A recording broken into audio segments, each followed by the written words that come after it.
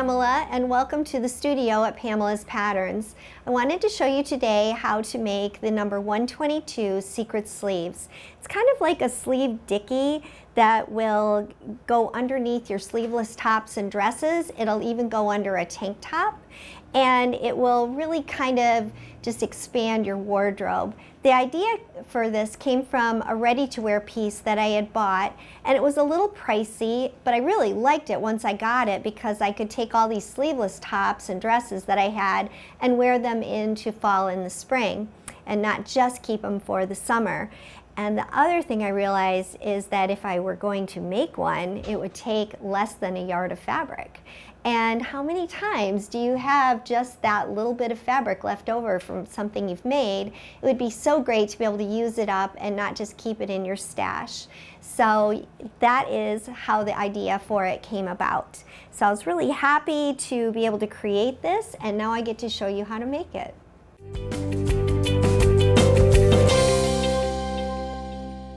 You'll notice that the pattern piece actually is a little odd looking.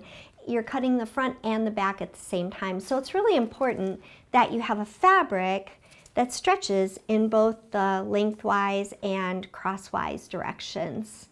When you get the pattern cut out, you just have two easy seams, just the underarm sleeve seams.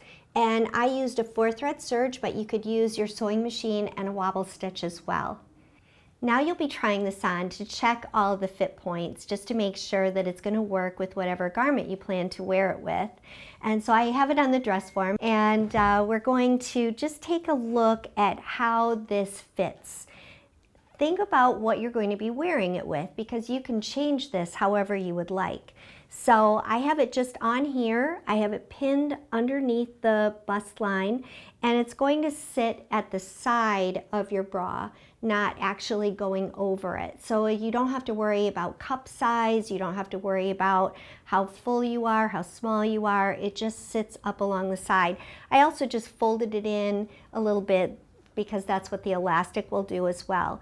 So if you are wearing something like what I am, this will be absolutely fine. You can see it comes like to the side of your bra strap, so it's not going to show up here at all.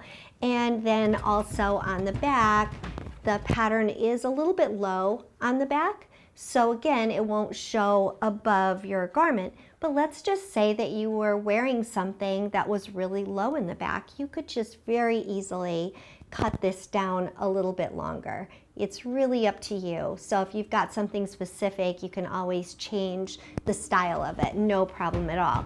Once you know that it fits you well, check the arm. If it's a little too baggy, just take it in a little bit. If it's not snug around your chest, take that in a little bit. Very easy to fit and adjust, just that quick.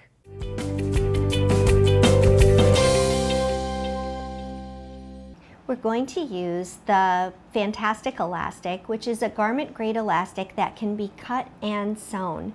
We're going to cut the elastic into thirds, so each piece will be 1/2 inch wide. The great thing about this elastic is that you just start in one of the little ribs and you cut, and your scissors just pretty much find that rib, so it makes it very easy to cut this. And you need probably at least about a yard of the elastic, and then cut it into thirds. You'll have plenty for one pair of secret sleeves and maybe enough for two.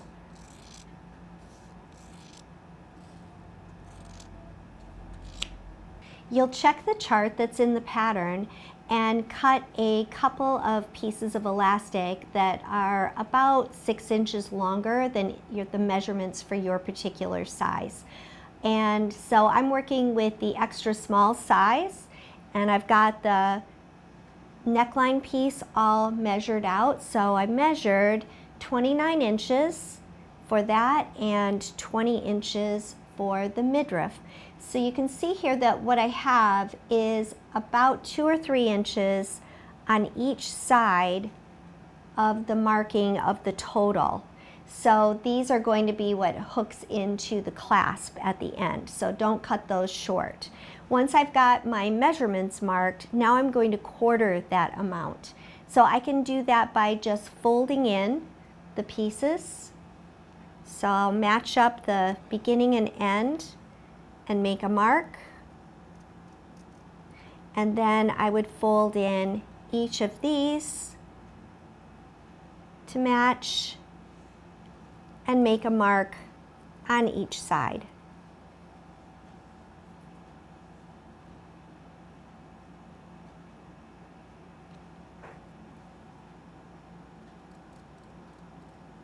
Then we're going to mark up the secret sleeves. We'll use pins for this one. In the pattern, there's actually a place to clip the center front and center, or I'm sorry, it's the center back on both the neckline and the midriff. So I did just make a couple of little clips that indicates the center back. And on the midriff part, which is the bottom that goes around the bottom of your bra, this one is pretty much broke up into quarters. So if you mark that little clip at the center back, side seams are quarter marks and the front is your quarter mark. A little prep work on the front of the secret sleeves is that you'll want to put a little piece of double-sided stay tape here. I like to use the Sokisi double-sided stay tape. It's an inch wide. I just cut a little piece here and fused it right here. Once you get that done, you can peel the paper off. It's just a release paper. And then just turn that to the inside. You're folding in a 1/2 inch. And then this is what it looks like. I just pressed it again. So we're just getting that piece pressed in and folded so it sticks. It'll just make it easier when we put the elastic in. We'll quarter the neckline next, and I have that little clip at the center back. These are the center fronts. So we just have to find the quarter points. We already know fronts and backs. So you just take this front piece, line it up here, and then just force the edges together. One of the things that I did on my pattern, now that I've made it several times, is I just put the marks right in to the pattern, so I don't have to worry about doing this anymore. I could just make the clips, which is really easy to do, and then you don't even have to use pins.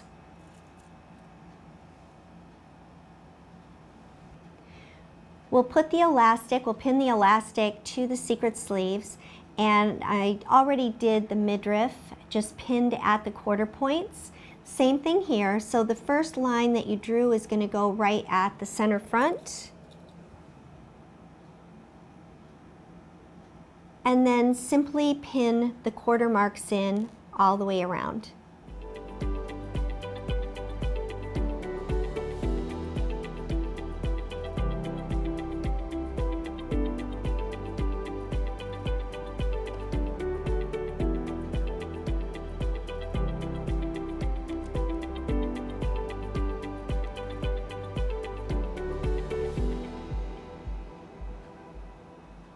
We'll insert the elastic using the serger, but you could use your sewing machine and a zigzag stitch as well. A little trick to get the fabric into the serger is to raise the presser foot, raise the needles, and then pull on that thread tail so it releases the stitches off the stitch finger. And what that will allow you to do now is to be able to wiggle this whole bit into the serger and get it up close next to the blade. Don't forget to take out your pin. I'll take a few stitches to get started, and I'll put the needles down. Now I'm going to pull from the pin to the next quarter point, and then I'll hold on to this elastic tail here and stitch.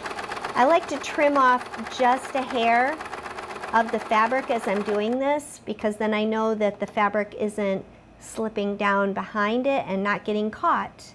I also like to overstretch a little bit, so I stretch a little bit more than what I need to, and that's so that it's a negative ease garment, and that's so when you put it on it's not going to pop any stitches.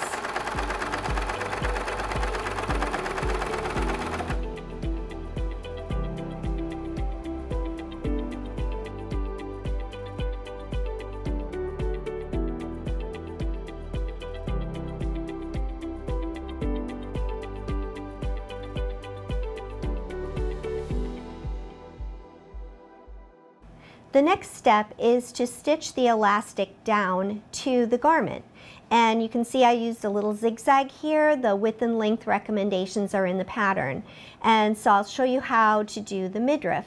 When you do the midriff section, what you want to do is turn this over. You want these two elastics to meet, right like that. So you just want them to meet right in the center. You can fudge that a little bit, so if it looks like they're not quite meeting, just fold it over till it does, or if it's coming too far, stretch it in so it fits. It's not hard to do.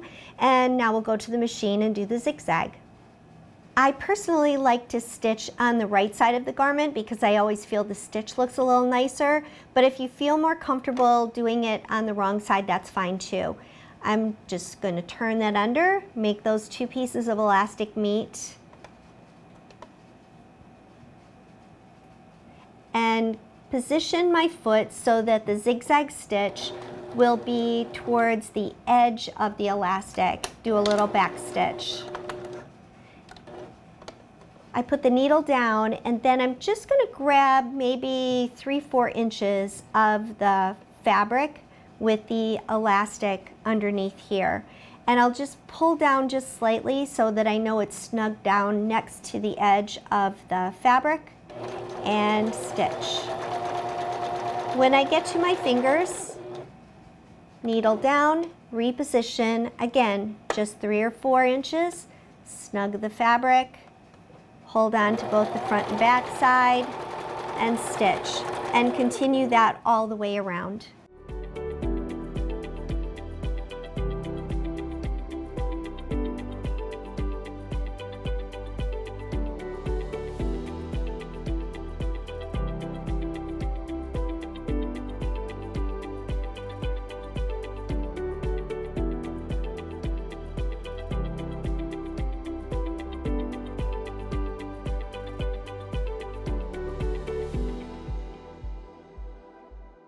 I'm using these center front closing clips that are great. They're about 5/8 of an inch wide here, so they're going to accommodate the 1/2 inch wide elastic. They come in a package of 3 for $5 at pamelaspatterns.com. And you have to make sure that you get them onto your garment correctly, because one way they will work, and if you try putting them in together another way, they won't. So definitely do a practice to make sure you're getting it in correctly. Then what you will do is you'll take your 2 pieces of elastic here and fold them down together, so they'll just fold one on top of the other. And then I'll slide this in. So it's going to actually be over both pieces. And then I will just leave a little spot there for sewing. So my stitching, when I stitch this down, it's just going to be right here next to this edge. And then I'm just going to put the other side on, make sure that they're going to work when you snap them down. Guess how I know that?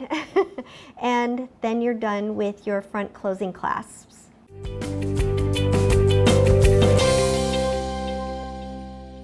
Finishing steps are to zigzag the hem. I'm going to redo this in a color that matches, but I wanted you to be able to see that. With the zigzag stitch, it has a lot of stretch, and that's why I like the zigzag stitch for that. You can see here that I've stitched down the elastics, and then the final thing is to shrink the elastic. We have serged or zigzagged through it more than once, so the elastic is a little stretched out. This elastic is very cool. It will shrink back in place. So I'm just hovering the iron over this, and that will shrink it all back up. You only have to do that during the garment construction. You don't ever have to do that again. And then it is ready to wear.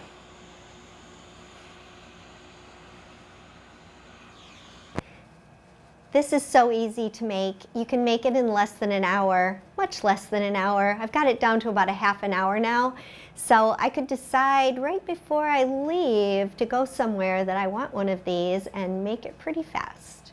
So you might wonder, why did you make it in this color? Well, there's a reason.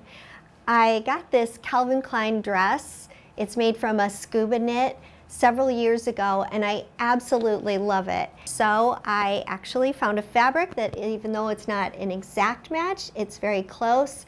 And now I feel like I will wear one of my favorite dresses that I've ever bought much more often. The dress I'm wearing in this video is the classic t-shirt dress number 116 from Pamela's Patterns. I also made a belt from some stretchy elastic and a purchased buckle to go with it. And then I added some secret sleeves.